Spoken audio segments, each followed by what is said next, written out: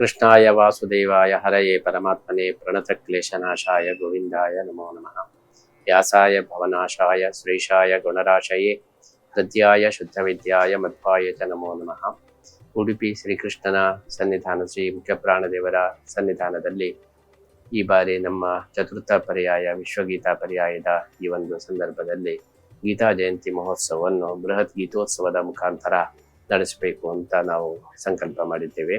ಗೀತೋತ್ಸವ ಅಂತ ಹೇಳಿದರೆ ಭಗವದ್ಗೀತೆ ಪ್ರತಿಯೊಬ್ಬರಿಗೂ ಕೂಡ ಜೀವನದಲ್ಲಿ ಉತ್ಸವವನ್ನು ತಂದುಕೊಡತಕ್ಕಂತಹ ಗ್ರಂಥವಾಗಿದೆ. ಗೀತೆಯಿಂದ ಎಲ್ಲರ ಜೀವನವು ಉತ್ಸಾಹಭರಿತವಾಗ್ತದೆ, ಉತ್ಸವಮಯವಾಗ್ತದೆ. ಅದೇ ರೀತಿ ಮೋಕ್ಷ ಎಂಬಂತಹ ಉತ್ಸವಕ್ಕೆ ಅದು ಕಾರಣವಾಗ್ತದೆ. ಈ ದೃಷ್ಟಿಯಲ್ಲಿ ಗೀತೋತ್ಸವವನ್ನು ಕೃಷ್ಣನ ಸನ್ನಿಧಾನದಲ್ಲಿ ನಾವು ಆಚರಿಸಬೇಕು ಅಂತ ಹೇಳಿ ಸಂಕಲ್ಪ ಮಾಡಿದ್ದೇವೆ. ಈ ಪ್ರಯುಕ್ತ ವಿಶ್ವ ಗೀತಾ ಸ್ಪರ್ಧೆಯನ್ನು ಕೂಡ ನಾವು ಯೋಜನೆ ಮಾಡಿದ್ದೇವೆ. ಈ ಸಂದರ್ಭದಲ್ಲಿ ಭಗವದ್ಗೀತೆಗೆ ಸಂಬಂಧಪಟ್ಟಂತಹ ಎಲ್ಲ ಕಾರ್ಯಕ್ರಮಗಳನ್ನು ಕೂಡ ನಾವು ಆಯೋಜಿಸಿದ್ದೇವೆ. ನವೆಂಬರ್ 20ರಂದು ಇದು ಕಾರ್ಯಕ್ರಮ ಉದ್ಘಾಟನೆಯಾಗಲಿದೆ. ಕಾಂಚಿ ಮಠದ ಸ್ವಾಮಿಗಳವರು ಇದನ್ನು ಉದ್ಘಾಟನೆ ಮಾಡಲಿಕ್ಕೆ ಇದ್ದಾರೆ.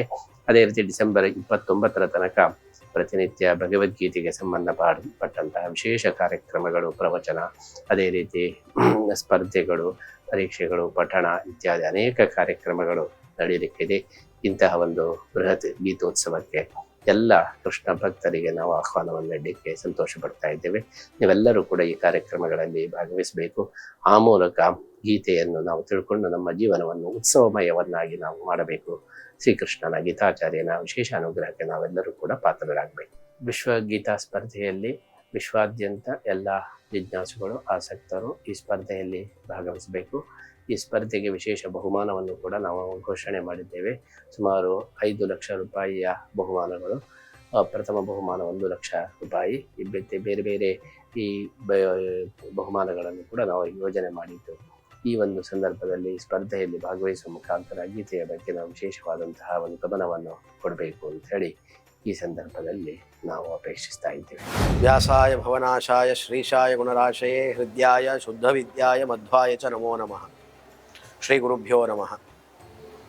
ವಿಶ್ವ ಗೀತಾ ಪರ್ಯಾಯದ ಈ ಸಂದರ್ಭದಲ್ಲಿ 1 ತಿಂಗಳ ಕಾಲ ತ್ರಿಪಕ್ಷ ನವೆಂಬರ್ 20ರಿಂದ ಡಿಸೆಂಬರ್ 29ರವರೆಗೆ ಗೀತೋತ್ಸವ ಅಂತ ಹೇಳಿ ಗುರುಗಳು ಆಯೋಜನೆಯನ್ನು ಮಾಡಿದ್ದಾರೆ.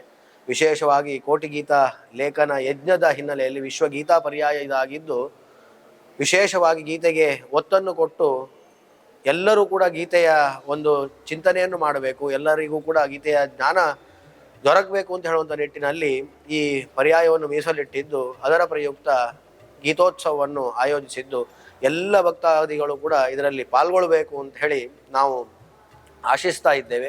ಇದರ ಮುಖೇನ ಕೃಷ್ಣನ ವಿಶೇಷವಾದಂತಹ ಸೇವೆಯನ್ನು ನೀವೆಲ್ಲರೂ ಕೂಡ ಮಾಡುವಂತಾಗಲಿ ಅಂತ ಹೇಳಿ ಇದರ ಆಶಯವಾಗಿದ್ದು, ಅನೇಕ ವೈವಿಧ್ಯಮಯ ಕಾರ್ಯಕ್ರಮಗಳು ಈ ನಿಟ್ಟಿನಲ್ಲಿ ಗೀತೆಯ ಹಿನ್ನೆಲೆಯಲ್ಲಿ ಆಗುವಂಥದ್ದು. ಅದರಲ್ಲಿ ಪ್ರಧಾನವಾಗಿ ಗುರುಗಳು ಸಂಕಲ್ಪಿಸಿದಂತೆ ಗೀತಾ ಯಾಗವು ಕೂಡ ಅದು ನಮ್ಮ ಪಂಚ ಪ್ರಧಾನ ಯೋಜನೆಗಳಲ್ಲಿ ಒಂದಾಗಿದ್ದು, ಅದು ಕೂಡ ಈ ಬಾರಿ ಆಗ್ತಾ ಉಂಟು. ಅದರೊಂದಿಗೆ ಅನೇಕ ಜ್ಞಾನ ಕಾರ್ಯಕ್ರಮಗಳು ಕೂಡ ಇದರಲ್ಲಿ ಆಗ್ತಾ ಇದ್ದು, ವಿಶೇಷವಾಗಿ ರಾಮನಾಥಾಚಾರ್ಯರಿಂದಲೂ ಕೂಡ 18 ಅಧ್ಯಾಯಗಳ ಪ್ರವಚನ ನಡೀತಾ ಉಂಟು. ಅದರ ಎಲ್ಲದರಲ್ಲಿಯೂ ಕೂಡ ನೀವೆಲ್ಲರೂ ಕೂಡ ಪಾಲ್ಗೊಂಡು ಗುರುಗಳ ಹಾಗೂ ಕೃಷ್ಣ ಮುಖ್ಯ ಪ್ರಾಣರ ವಿಶೇಷವಾದಂತಹ ಅನುಗ್ರಹ ನಿಮ್ಮೆಲ್ಲರದ್ದಾಗಲಿ ಅಂತ ಹೇಳಿ ನಾವು ಆಶಿಸ್ತಾ ಇದ್ದೇವೆ. ಕೃಷ್ಣಾರ್ಪಣಮಸ್ತು.